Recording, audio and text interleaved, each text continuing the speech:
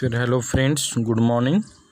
फिर मैं आज फिर रिच डैड पुअर डैड का रिकॉर्डिंग कर रहा हूँ। फिर मैं आपसे रिक्वेस्ट कर रहा हूँ, इस किताब को ज़रूर पढ़ें एक बार।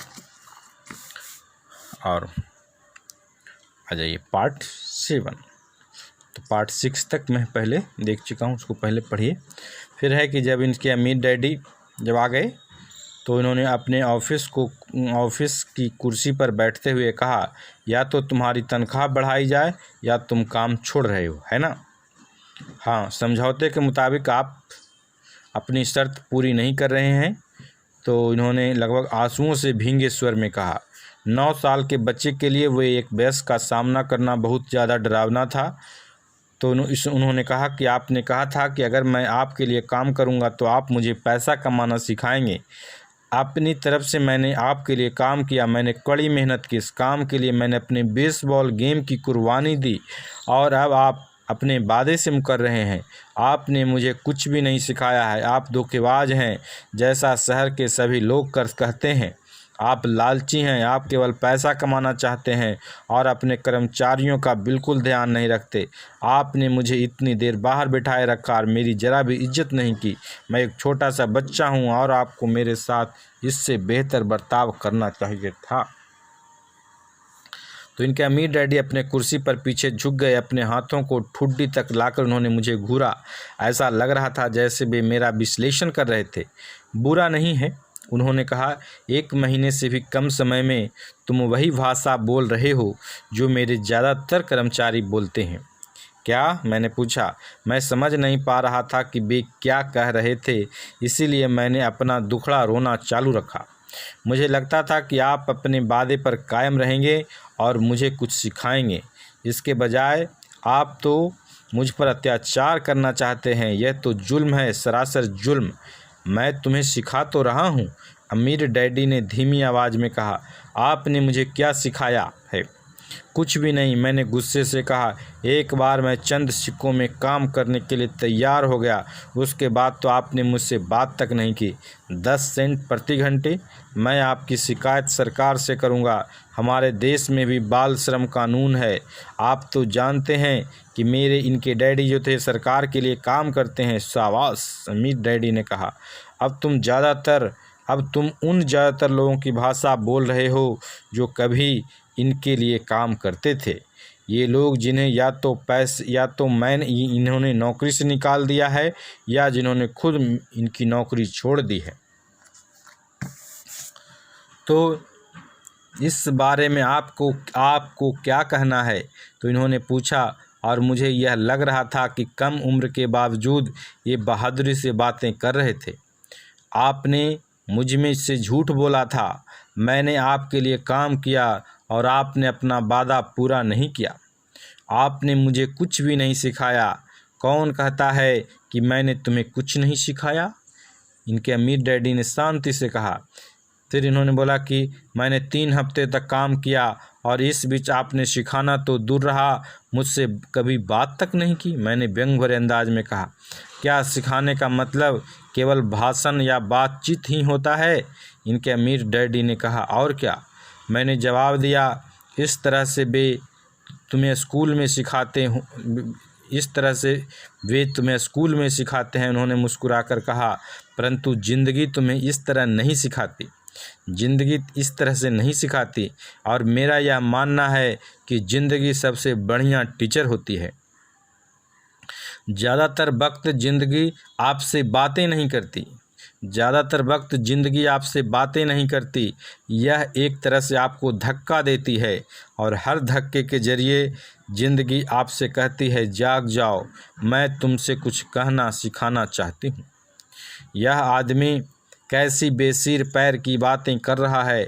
तो रॉबर्ट ने अपने आप से पूछा, ज़िंदगी अगर मुझे धक्का देती है तो इसका मतलब यह है कि ज़िंदगी मुझसे बातें करती हैं। अब मैं ये जान चुका था कि मुझे यह काम तत्काल छोड़ देना चाहिए और मैं ये किसी एक ऐसे आदमी से बात कर रहा था जो पागल था और जिसे ताले में बंद रखने की ज़रूरत थी। अगर तुम जिंदगी के सबक सीखते हो तो इससे तुम्हें बहुत ज़्यादा फ़ायदा होगा। अगर तुम ऐसा नहीं करते हो तो जिंदगी तुम्हें लगातार धक्के देती रहेगी।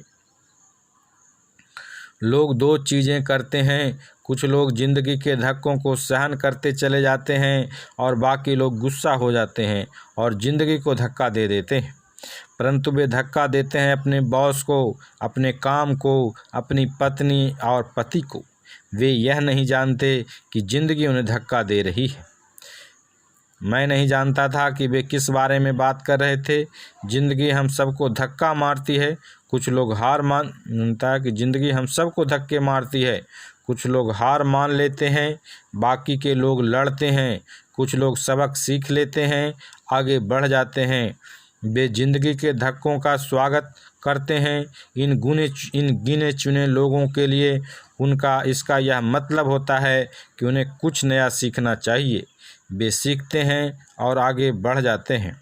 ज़्यादातर लोग छोड़ देते हैं और जो कुछ लोग तुम्हारी तरह लड़ते भी हैं।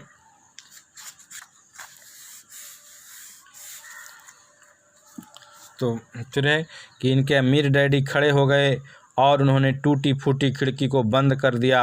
अगर तुम यह सबक सीख लेते हो तो तुम एक समझदार, अमीर और सुखी युवक बन सकते हो। अगर तुम यह नहीं, मैंने इसके अमीर डैडी खड़े हो गया और टूटी बंद करके बोला कि अगर ये सबक जो है वो सीख लेते हो तो तुम एक समझदार, अमीर और खुशी युवक बन सकते हो।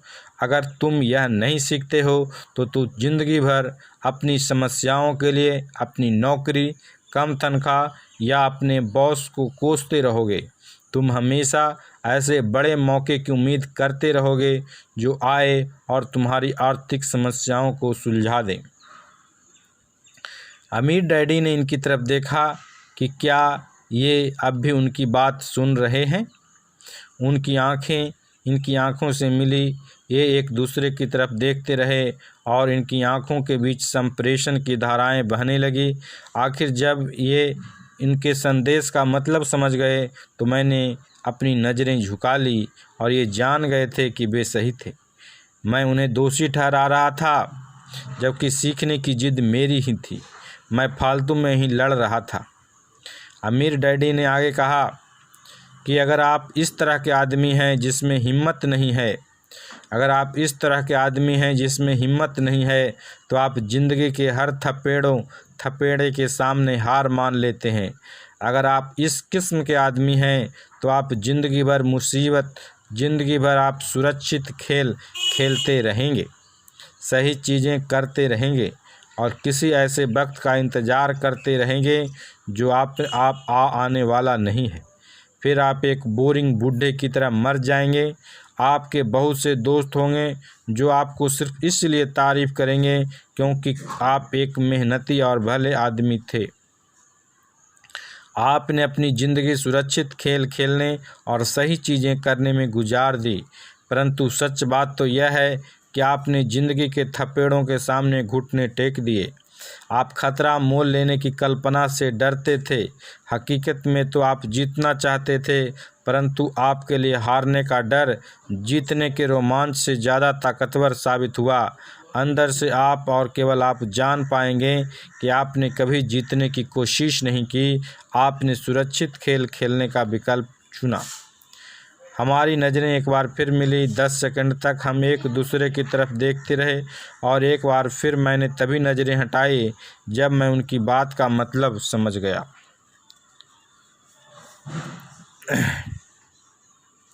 तो इसने पूछा कि आप मुझे धक्का दे रहे थे। कुछ लोग ऐसा कह सकते हैं। अमीर डैडी मुस्कुराए। मैं तो यही कहूँगा कि मैंने तुम्हें ज़िंदगी का स्वाद चखा रहा था। कैसा स्वाद? मैंने पूछा। मैं अब भी गुस्सा था, परंतु अब मेरी जिज्ञासा भी जाग गई थी। अब मैं सीखने के लिए तैयार था। तुम दोनों ऐसे पहले लोग थे जिन्होंने मुझसे पैसा बनाने की कला सीखने का आग्रह किया। मेरे पास 150 से ज़्यादा कर्मचारी हैं, पर उनमें से एक ने भी मुझसे पैसा कमाने की कला के बारे में कभी नहीं पूछा। वे मुझसे नौकरी मांगते हैं तनख्वाह मांगते हैं परंतु पैसा बनाने की कला नहीं सीखना चाहते। तो ज़्यादातर लोग इसी तरह अपनी ज़िंदगी के सबसे बेहतरीन साल पैसे के लिए काम करने में बर्बाद कर देंगे और आखिर तक यह कभी समझ ही नहीं पाएंगे कि दरअसल वे किसके लिए काम कर रहे हैं। मैं पूरा ध्यान लगाकर उनकी बात सुनता रहा। तो जब वे माइक ने इनसे कहा कि तुम पैसा कमाने की कला सीखना चाहते हो, तो इन्होंने एक ऐसा कोर्स तैयार किया जो असली ज़िंदगी के करीब था। मैं बोलते बोलते थक जाता परंतु तुम कभी मेरी बात का मतलब नहीं समझ पाते। इसीलिए मैंने यह फैसला किया कि तुम्हें ज़िंदगी के थपेड़ों का स्वाद चखा दिया जाए ताकि तुम मेरी बात सुन भी सको और समझ भी सको। इसी कारण मैंने तुम्हें 1 घंटे के 10 सेंट दिए थे।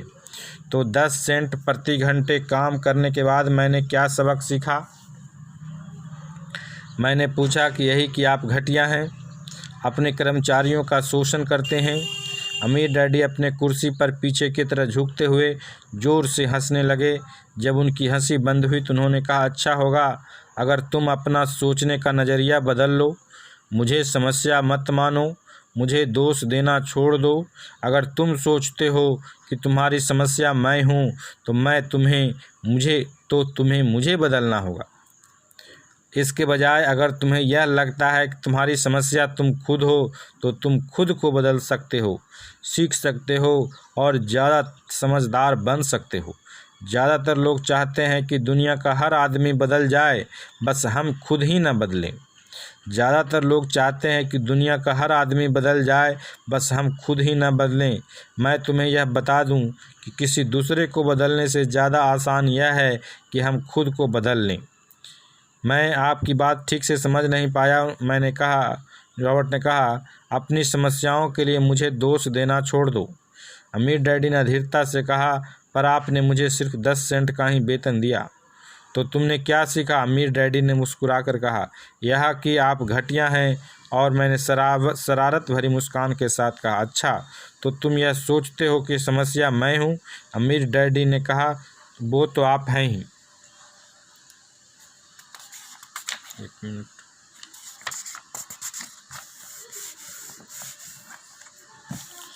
तो खैर, इसी तरीके से सोचते रहो और तुम ज़िंदगी भर कुछ भी नहीं सीख पाओगे।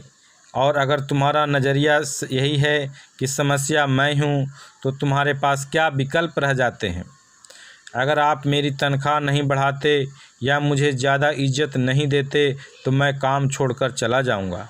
ठीक कहा, अमीर डैडी ने कहा। और ज़्यादातर लोग यही करते हैं, वे काम छोड़कर चले जाते हैं और दूसरे नौकरी की तलाश करते हैं जहां उन्हें बेहतर मौके और ज़्यादा अच्छी तनख्वाह मिले। उन्हें यह गलतफहमी होती है कि नई नौकरी और ज़्यादा तनख्वाह से उनकी समस्या सुलझ सकती है। ज़्यादातर मामलों में ऐसा नहीं होता। तो समस्या किस तरह सुलझ सकती है? इन्होंने पूछा। 10 सेंट प्रति घंटे के हिसाब से तनख्वाह लेकर मुस्कुराते हुए। अमीर डैडी मुस्कुराए। यही बाकी के लोग करते हैं। वे यह भी जानते हुए वे कम तनख्वाह में काम करते हैं क्योंकि नौकरी छूट जाने पर उनके परिवार का पेट कैसे भरेगा। इसीलिए मन महसूस कर वे नौकरी करते हैं और सोचकर तनख्वाह बढ़ने का इंतज़ार करते हैं और ज़्यादा पैसा आने से समस्या सुलझ जाएगी। ज़्यादातर लोग ऐसा ही सोचते हैं और कड़ी मेहनत करते हुए दूसरी नौकरी भी कर लेते हैं, परंतु उसमें भी तनख्वाह कम ही मिलती है। मैं फर्श को घूरता रहा। अब मैं अमीर डैडी के सबक को समझने लगा था। मुझे यह एहसास हो गया कि यह ज़िंदगी का स्वाद है। आखिरकार मैंने ऊपर की ओर देखा और अपना सवाल दोहराया, तो फिर यह समस्या किस तरह सुलझेगी? इस सवाल के जवाब में अमीर डैडी ने मुझे वह बेशकीमती नज़रिया दिया था जो उन्होंने अपने कर्मचारियों और इनके गरीब डैडी से अलग था और जिसकी बदौलत वे हवाई के सबसे अमीर आदमी बनने वाले थे, जबकि इनके पढ़े लिखे गरीब डैडी जिंदगी भर पैसे की तंगी से जूझने वाले थे। यह एक अद्भुत नज़रिया था जिसने इनकी ज़िंदगी का नक्शा ही बदल दिया। तो अमीर डैडी ने बार बार इन्हें यह नज़रिया याद दिलाया जिसे मैं पहला सबक कहूँगा। तो ओके, इसके बाद रेस्ट बाद में।